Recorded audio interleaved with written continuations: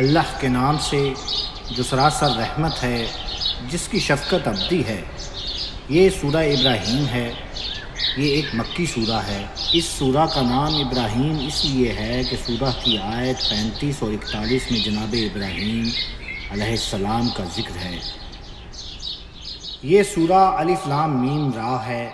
یہ کتاب ہے جو ہم نے تمہاری طرف اتاری ہے، اس لیے کہ تم لوگوں کو اندھیروں سے نکال کر روشنی میں لے آؤ، ان کے پروردگار کے اذن سے، اس خدا کے راستے کی طرف جو زبردست ہے، اپنی ذات میں آپ محمود ہے۔ وہی اللہ کے آسمانوں اور زمین میں جو کچھ ہے سب اسی کا ہے۔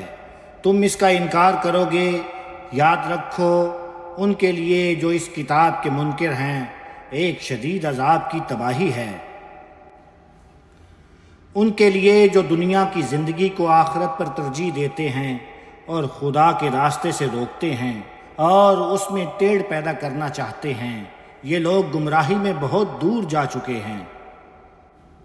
ان کے لیے یہ کتاب ان کی زبان میں اتاری گئی ہے، اور ہمارا طریقہ یہی ہے کہ ہم نے جو رسول بھی بھیجا ہے اس کی قوم کی زبان میں بھیجا ہے، اس لیے کہ وہ انہیں اچھی طرح کھول کر سمجھا دے۔ پھر اللہ جس کو چاہتا ہے اپنے قانون کے مطابق گمراہ کر دیتا ہے، اور جس کو چاہتا ہے ہدایت دیتا ہے۔ وہ زبردست ہے، بڑی حکمت والا ہے۔ ہم نے اسی طرح موسیٰ کو اپنی نشانیوں کے ساتھ بھیجا تھا کہ اپنی قوم کو اندھیروں سے نکال کر روشنی میں لاؤ اور انہیں خدا کے دنوں کی یاد دلاؤ جن میں اس کی دینونت کا ظہور ہوا ہے۔ اس میں شبہ نہیں کہ ان میں سے ہر اس شخص کے لیے بڑی نشانیاں ہیں جو خدا کی آزمائشوں میں صبر اور اس کے افضال و عنایات پر شکر کرنے والا ہو۔ یاد کرو جب موسیٰ نے اپنی قوم سے کہا کہ اپنے اوپر اللہ کی اس نعمت کو یاد رکھو جب اس نے تمہیں فرعون کے لوگوں سے چھڑایا جو تمہیں نہایت برے عذاب دیتے تھے۔ وہ تمہارے بیٹوں کو ڈھونڈ ڈھونڈ کر ذبح کر دیتے تھے اور تمہاری عورتوں کو زندہ رہنے دیتے تھے۔ تمہارے پروردگار کی طرف سے اس میں تمہارے لیے بڑی عنایت تھی۔ اور یاد کرو جب تمہارے پروردگار نے خبردار کر دیا تھا کہ اگر تم شکر کرو گے تو ضرور میں تم کو اور زیادہ دوں گا، اور اگر ناشکری کرو گے تو میری سزا بھی بڑی سخت ہے۔ اور موسیٰ نے اس کے ساتھ تنبیہ بھی کر دی کہ اگر تم ناشکری کرو گے اور زمین کے سارے لوگ بھی اسی طرح ناشکرے ہو جائیں تو خدا کا کچھ نہیں بگاڑو گے، اس لیے کہ اللہ بے نیاز اور اپنی ذات میں آپ محمود ہے۔ تمہیں ان لوگوں کی خبر نہیں پہنچی جو تم سے پہلے گزر چکے ہیں، قوم نوح، عاد و سمود، اور جو ان کے بعد ہوئے ہیں، جنہیں خدا کے سوا کوئی نہیں جانتا۔ ان کے رسول ان کے پاس کھلی کھلی نشانیاں لے کر آئے تو انہوں نے اپنے ہاتھ ان کے منہ میں دے دیے کہ خاموش ہو جاؤ، اور کہہ دیا کہ جو تمہیں دے کر بھیجا گیا ہے ہم اس کو نہیں مانتے، اور جس چیز کی طرف تم ہم کو بلا رہے ہو اس کے بارے میں ہم ایسے شک میں پڑ گئے ہیں جو سخت الجھن میں ڈال دینے والا ہے۔ ان کے رسولوں نے کہا، کیا خدا کے بارے میں شک ہے جو آسمانوں اور زمین کا وجود میں لانے والا ہے؟ وہ تمہیں بلا رہا ہے کہ تمہارے گناہوں میں سے معاف فرمائے جو معاف ہو سکتے ہیں، اور تم کو ایک مقررہ مدت تک مہلت دے۔ انہوں نے جواب دیا، تم ہماری طرح کے ایک آدمی ہی ہو، تم چاہتے ہو کہ ہمیں ان چیزوں کی بندگی سے روک دو جنہیں ہمارے باپ دادا پوجتے آئے ہیں۔ یہی بات ہے تو ہمارے سامنے کوئی صریح سند لاؤ۔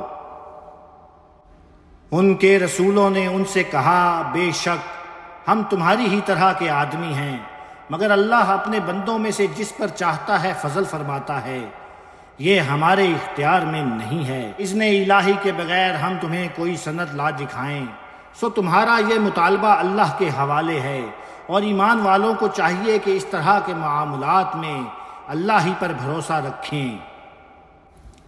اور ہم کیوں نہ اللہ پر بھروسہ رکھیں جبکہ ہمارے ان راستوں کی ہدایت اسی نے ہمیں بخشی ہے۔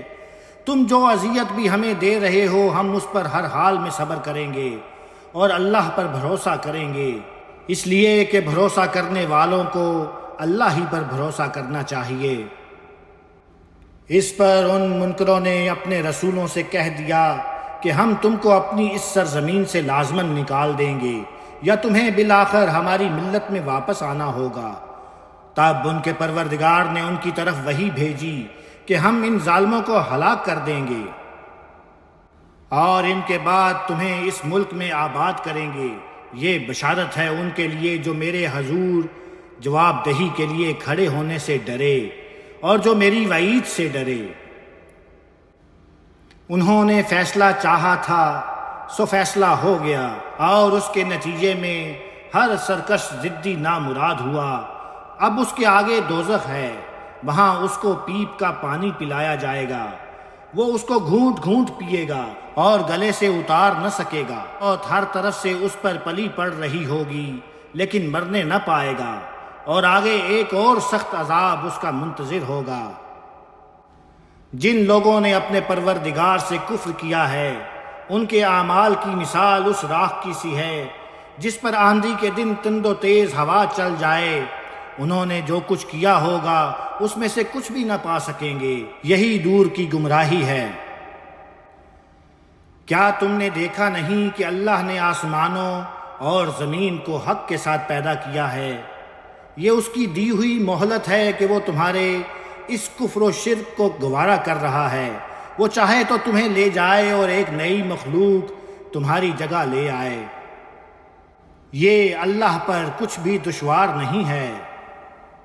یہ مہلت بہت جلد ختم ہو جائے گی اور سب خدا کے روبرو نکل کھڑے ہوں گے۔ پھر جو کمزور تھے وہ ان سے جو بڑے بنے ہوئے تھے کہیں گے ہم تمہارے پیچھے چلنے والے تھے، تو کیا اللہ کے عذاب سے ہمیں کچھ بچا لو گے؟ وہ جواب دیں گے کہ اگر اللہ نے ہمیں راہ دکھائی ہوتی تو ہم بھی تمہیں راہ دکھاتے۔ اب ہمارے تمہارے لیے یکساں ہے کہ چیخیں چلائیں یا صبر کریں، ہمارے بچنے کی کوئی صورت نہیں ہے۔ اور جب فیصلہ چکا دیا جائے گا تو شیطان کہے گا حقیقت یہ ہے کہ اللہ نے تم سے سچا وعدہ کیا تھا سو اس نے وہ پورا کر دیا، اور میں نے بھی تم سے وعدہ کیا تھا مگر میں نے تمہارے ساتھ وعدہ خلافی کی، اور میرا تم پر کوئی زور تو تھا نہیں، میں نے اس کے سوا کچھ نہیں کیا کہ تمہیں دعوت دی اور تم نے میری دعوت پر لبیک کہا، اس لیے مجھے ملامت نہ کرو، اپنے آپ ہی کو ملامت کرو۔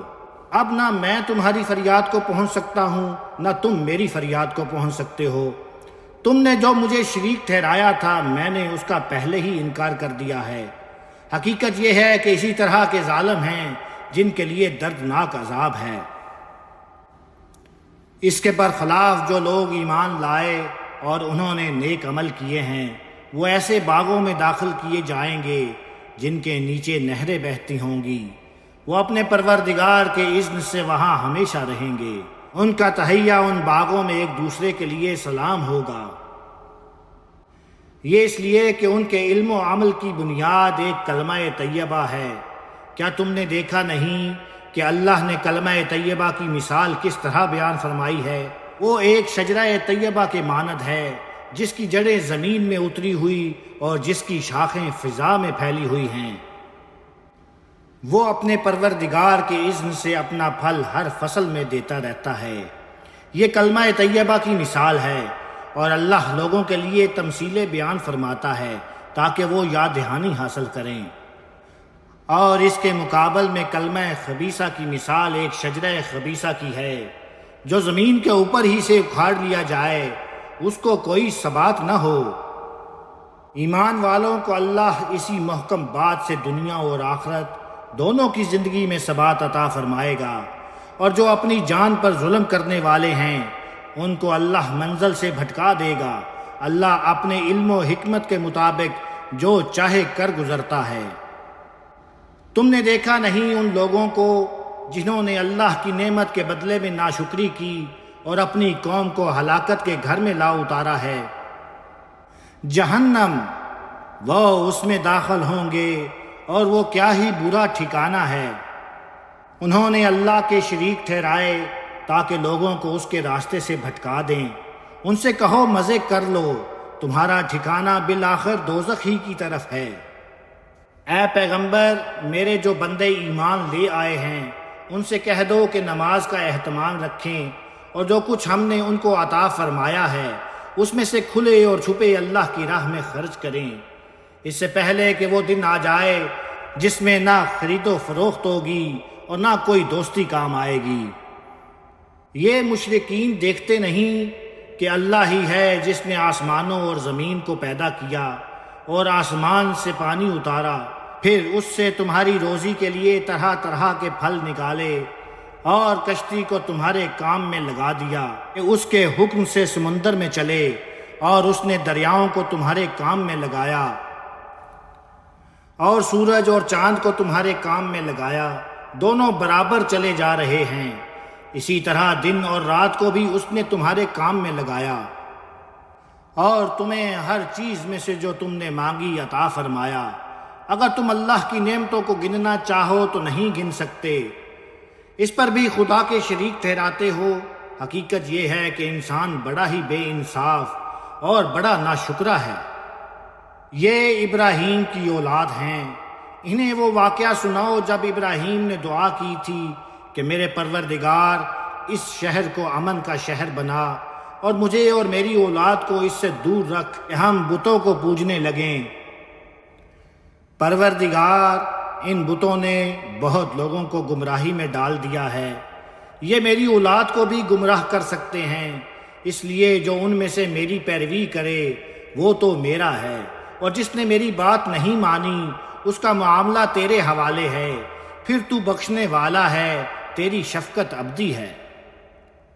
اے ہمارے پروردگار، میں نے اپنی کچھ اولاد کو تیرے حرمت والے گھر کے پاس ایک بن کھیتی کی وادی میں لا بسایا ہے، پروردگار اس لیے کہ وہ اس گھر میں نماز کا اہتمام کریں، سو تو لوگوں کے دل ان کی طرف مائل کر دے اور انہیں پھلوں کی روزی عطا فرما، اس لیے کہ وہ تیرا شکر ادا کریں۔ پروردگار، تو جانتا ہے جو کچھ ہم چھپاتے ہیں اور جو کچھ ظاہر کرتے ہیں، حقیقت یہ ہے کہ اللہ سے کچھ بھی چھپا ہوا نہیں ہے، نہ زمین میں نہ آسمان میں۔ خدا کا شکر ہے جس نے مجھے اس بڑھاپے میں اسماعیل اور اسحاق عطا فرمائے ہیں، اس میں کچھ شک نہیں کہ میرا پروردگار دعا کا سننے والا ہے۔ پروردگار، مجھے نماز کا اہتمام کرنے والا بنا اور میری اولاد سے بھی جنہیں میں یہاں بسا رہا ہوں، پروردگار، اور میری یہ دعا قبول فرما۔ پروردگار، تو مجھ کو بخش دے اور میرے والدین کو اور سب ایمان والوں کو بخش دے اس دن جب حساب قائم ہوگا۔ یہ ظالم جو کچھ کر رہے ہیں تم خدا کو اس سے ہرگز غافل نہ سمجھو۔ اے پیغمبر، وہ انہیں صرف اس دن کے لیے ٹال رہا ہے جس میں نگاہیں پھٹی کی پھٹی رہ جائیں گی۔ یہ سر اٹھائے ہوئے بھاگ رہے ہوں گے، ان کی نظر اٹھے گی تو ان کی طرف پلٹ کر نہ آئے گی، اور ان کے دل اڑے ہوئے ہوں گے۔ تم ان لوگوں کو اس دن سے خبردار کر دو جس دن انہیں عذاب آ لے گا۔ اس وقت یہ اپنی جانوں پر ظلم ڈھانے والے کہیں گے کہ اے ہمارے رب، ہمیں تھوڑی سی مہلت اور دے دے، ہم تیری دعوت قبول کر لیں گے اور تیرے رسولوں کی پیروی کریں گے۔ کیا تم اس سے پہلے قسمیں نہیں کھاتے رہے تھے کہ تم اپنی جگہ سے ہٹنے والے نہیں ہو؟